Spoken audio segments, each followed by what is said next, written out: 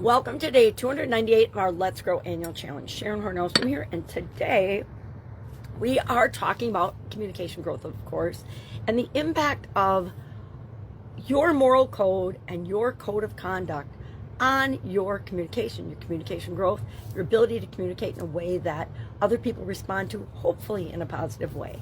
So today, of course, we've got Ariel's story and guide to the Let's Grow Annual Challenge private Facebook group page, where you can check out how she applied and created her own moral code, as well as code of conduct, and how and why it was important for her.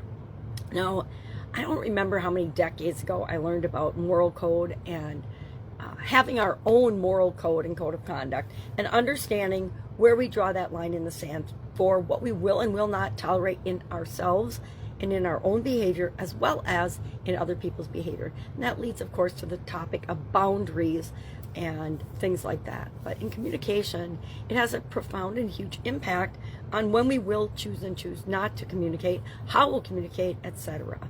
So our action item today is to think about, if you've never done this before, what is your moral code? What do you stand for? What do you stand against? What do you believe in? What do you believe in terms of communication when you should not speak up, when you should not get involved? And this is a really personal, inward-looking activity today, because I think that nowadays especially, a lot of people have just subjugated their personal power, which our code of conduct and our moral code gives us the map for how to live our life, how to make decisions more quickly, easily, how to communicate with other people, what isn't for us when it comes by us, because there's opportunities around us all the time.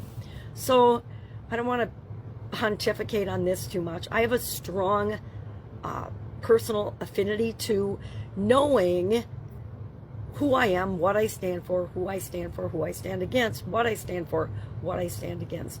But a lot of people don't have that. And I've found when I was younger, I just wanted to get through life and create the things that I thought other people thought I should create and have to be successful. And it wasn't until I got older that I really started asking myself, well, is that really for me? Do I even really want that? And a lot of times, things that I'd worked for decades, the answer was no, a resounding no, that told me I needed to change my direction and the choices and the activities that I would not participate in, what I would and would not put up with or even tolerate.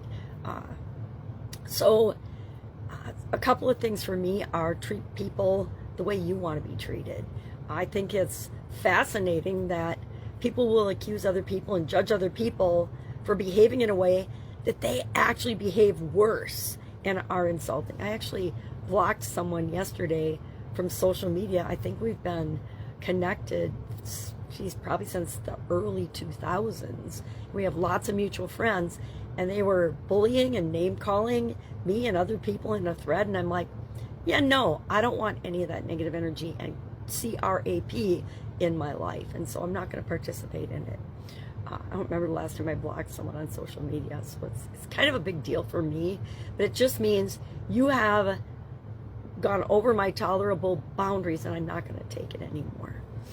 I also believe that what we put out into the world is what we get back, and we need to remind ourselves of that and check ourselves every once in a while and ask ourselves, am I putting out into the world what I want to receive back? Am I sharing my expectations? Am I communicating clearly?